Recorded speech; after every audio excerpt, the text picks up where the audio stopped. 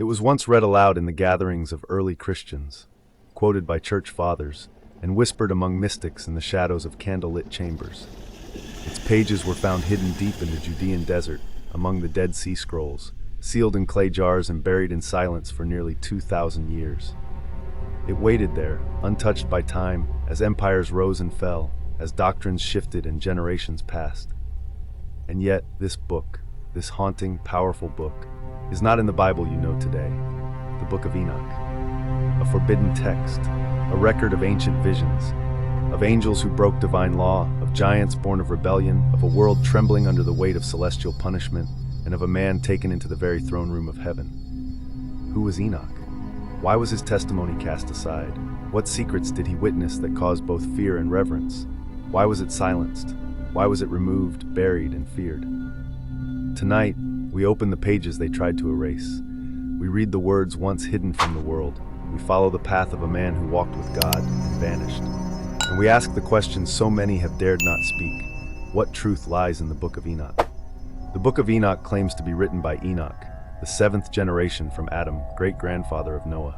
In Genesis, Enoch's story is brief but extraordinary. He walked with God, and then he was no more.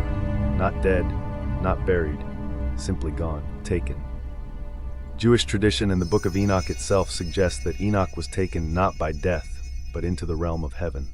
There, he became a witness to visions that no human eyes had seen before. He saw the dwelling of the Most High. He stood among burning mountains. He walked with angels. He heard judgments passed upon the fallen. He learned the secrets of time, of stars, of the spiritual war raging beyond human awareness. He was shown the prisons of the rebellious angels. He walked through the great halls of heavenly justice. He listened to the names of those written for salvation and those marked for judgment. He witnessed angelic councils, the weighing of souls, and the mechanisms of divine mercy and wrath.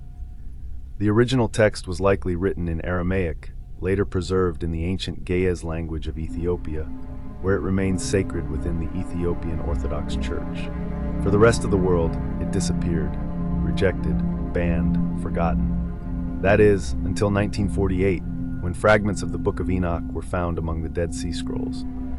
Proof that this mysterious text was once cherished, studied, and copied by devout communities in the ancient world.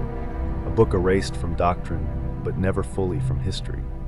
What did Enoch see that was so disturbing, so dangerous, that the church chose to forget it? The book begins with a rebellion, not of men, but of angels. The Watchers, sent from heaven to observe humanity, defied their purpose. They descended to earth, and there they took human women as wives. From these forbidden unions came the Nephilim, giants of immense strength and insatiable hunger. They devoured all that mankind could offer, and when the earth could feed them no more, they turned on man. They ruled over cities, built empires, drank the blood of beasts and men. Their power was not only physical, it was spiritual corruption. They were worshipped as gods by men who had forgotten their creator. But the horror did not end there. The Watchers taught their human wives secrets from heaven. The art of war, enchantment, astrology, and sorcery. Knowledge that mankind was never meant to have. The balance of creation was shattered. Chaos consumed the earth, and heaven responded. God sent word through Enoch, a chosen messenger. The Watchers would be bound in darkness. Their offspring, the Nephilim, would be destroyed. And a flood would wash the world clean. These visions were not metaphorical. They were vivid, cosmic, terrifying. The screams of angels falling, the silence after judgment, the end of an age. To early church leaders, this was too much. The heavens in chaos, divine beings mating with mortals, forbidden wisdom. It was uncontrollable, uncontainable, and perhaps too close to a hidden truth. In the earliest centuries, Enoch's writings were read widely. Some even believed they should be scripture. The book of Jude, near the end of the New Testament, quotes Enoch directly, calling him a prophet. But over time, questions arose. Church leaders struggled to fit Enoch's complex cosmology into an increasingly systematized theology. It wasn't just what Enoch said, it was how he said it. His descriptions of angelic realms, of layered heavens, of secrets passed in whispers, it was all too raw, too untamed. His visions blurred the line between divine and cosmic, between the spiritual and the strange, between faith and fear, between theology and something older, deeper, and harder to control. Councils debated, Theologians warned, and eventually the church closed its canon.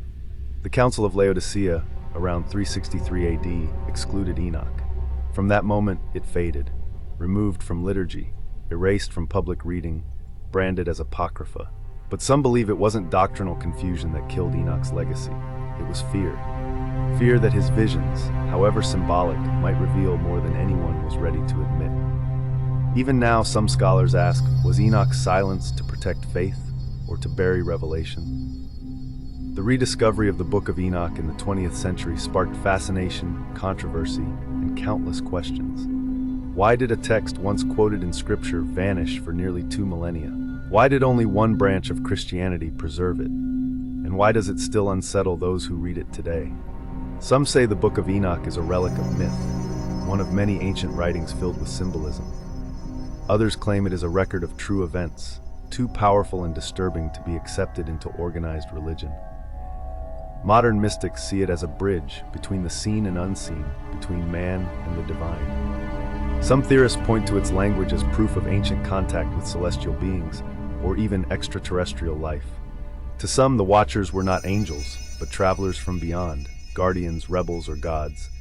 The Nephilim, not monsters, but hybrids of a forgotten age. Their bones, some say, still sleep beneath our feet. But beyond the speculation, the Book of Enoch does something few texts can do. It disrupts, it challenges, it haunts. It dares to tell a story where angels fall, man rises too fast, and the heavens respond with fury. And perhaps that's why it was hidden.